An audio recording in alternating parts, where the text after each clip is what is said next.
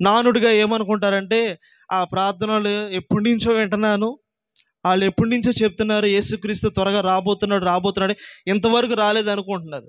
ఎందుకు ఆయన ఆలస్యం చేస్తున్నాడంటే, నీవు నీ జీవితాన్ని, పాత రోతాన్ని జీవితాన్ని విడిచిపెట్టి పరిశుద్ధంగా పవిత్రంగా జీవిస్తేనే ఆ పరిశుద్ధుడైన దేవుని దగ్గరికి చేర్చబడతారు. దేవునికి స్తోత్రం. పరిశుద్ధుడైన దేవుని దగ్గరికి చేర్చబడతారు.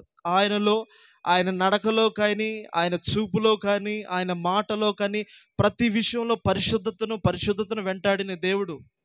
ఆయన వివాహం చేసుకోలేదు, లేకపోతే ఆయన జన్మ కూడా శరీర సంబంధమైన జన్మ కాదు.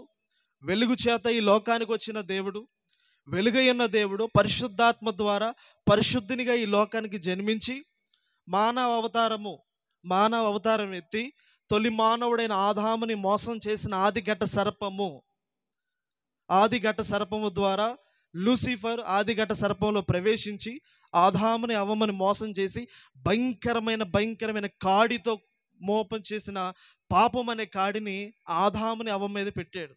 ఇప్పుడు సోషల్ మీడియాలో ఎక్కువ జరుగుతుంది ఏంటంటే, ఒక విచిత్రమైన సర్పము నదుల వెంబడ మహాసముద్రం గుండా ప్రయాణిస్తుంది. అది ఎప్పుడైతే బయటకు వస్తుందో డాల్ఫిన్లే కానీ, పెంగ్విన్లే కానీ, చేపలే కానీ, మత్స్యములే కానీ, తాబేళ్లే కానీ అన్నీ ఒడ్డుకు వచ్చేసి చచ్చిపోతున్నాయి. అది మీరు చూసారా లేదో? ఏదో తెగులు వచ్చింది, తెగులు వస్తాకి చెరువు కాదు అది, మహా గొప్ప సముద్రం అది.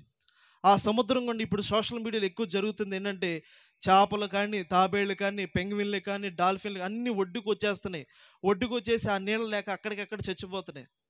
ఫారినర్స్ ఏం చేశారంటే, ఒక పెద్ద పెంగ్విన్ తర్వాత ఒక డాల్ఫిన్ ఒడ్డుకు వస్తే దాన్ని తీసుకెళ్లి నీళ్ళల్లో ఓడలు ఎక్కించుకొని నీళ్ళలో వదిలేస్తే ఆ ఓడ వెనకాలే వచ్చేస్తుందండి.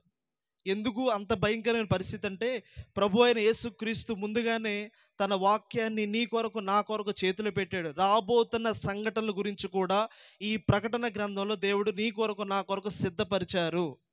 నాన్నగారు ఎప్పుడు చెప్తూ ఉంటారు, ఇల్లు కట్టిన తర్వాతట కరెంటు బోర్డు బిగించిన తర్వాత పిల్లలకు చెప్తారట తల్లిదండ్రులు అనేవారు, నాన్న అక్కడ కరెంట్ ఉందిరా, దాని జోలికి వెళ్ళొద్దని. దీన్ని ఏమంటారు? హెచ్చరికతో కూడిన మాట చెబుతారు. ఇలాగే యేసుక్రీస్తు ప్రభుల వారు కూడా జరిగింది, జరుగుతున్నది, జరగబోతున్నది కూడా ఈ పరిశుద్ధ గ్రంథంలో దేవుడు ముందుగానే లిఖించాడు. ఎందుకని? ఆ శోధన కాలంలో నా ప్రజలందరూ నా చేతుల ద్వారా, నా స్వరూపమందు, నా పోలిక చేత సృజింపబడిన ప్రతి మనిషి ఆ కీడు నుండి తప్పింపబడి నేనిచ్చే ఉచితమైన రాజ్యంలో ప్రవేశించాలని దేవుడు ముందుగానే తన ప్రజలకు ప్రేమ లేఖ అందించాడు. హెచ్చరికతో కూడిన మాట దేవుడు అందించాడు. ఈనాడు ఆ మాటలు అంగీకరించే వాళ్ళు తక్కువైపోయారు. ఈ మాటలు, దేవుని మాటలు, అరే నాన్న నువ్వు తాగుతున్నాడా, త్రాగు నుంచి విడుదల పొందరంటే తాగేవాడికి ఆ మాట చెప్తే సరసరమని కాగిపోతూ ఉంటుంది. సరసరమని కాగిపోతాయా, నేను తాగితే నీకేంటి నొప్పి అంటారు. ఈ మంచాన్ని పడిన తర్వాత ఎవరు బాధపడతారు? కట్టుకున్న భార్య అయితే భార్య, తల్లిదండ్రులు అయితే తల్లిదండ్రులు, కుటుంబం అంతటికి చాలా ఇబ్బందికరంగా మార్చబడుతూ ఉంటారు. అలాంటి వారి కొరకు ఈ సేవకులు అనేవాళ్ళు దేవుని పక్షాన నిలబడి అనేక మందికి ఉచిత సువార్త అందించడం అనేది గొప్ప భాగ్యంగా ఎంచుకోవాలి. యేసయ్య అంటారు, అగ్నిలో చాలామంది అపవాది అయిన సైతాను కాడి మోపాడు. ఆ కాడు నుండి విడిపింపబడాలంటే నీకు కూడా శోధనలు ఎదురవుతూ ఉంటాయి, బాధలు ఎదురవుతూ ఉంటాయి, కష్టాలు ఎదురవుతాయి, అపహసించేవాళ్ళు, తిట్టేవాళ్ళు, వేధించేవాళ్ళు చాలామంది ఎదురవుతూ ఉంటారు. వాటన్నిటి నుండి తప్పింపబడి వాళ్ళందరినీ ఆ శోధన నుంచి, అపవాది మోపిన కాడి నుండి వాళ్ళందరినీ విడిపిస్తేనే తప్ప వాళ్ళకి మోక్ష మార్గం అనేది కలగదు. ఈరోజు చూడండి, ఒక మోక్షం కలగాలని, ఒక పుణ్యం కలగాలని, చేసిన పాపం తొలగింపబడాలని రకరకాలుగా ప్రయత్నాలు చేస్తూ ఉంటారు. నీవు చేసిన పాపమును బట్టి, నీవు చేసిన అతిక్రమను బట్టి అన్యాయంగా పశువుల్ని బలిస్తూ ఉంటారు.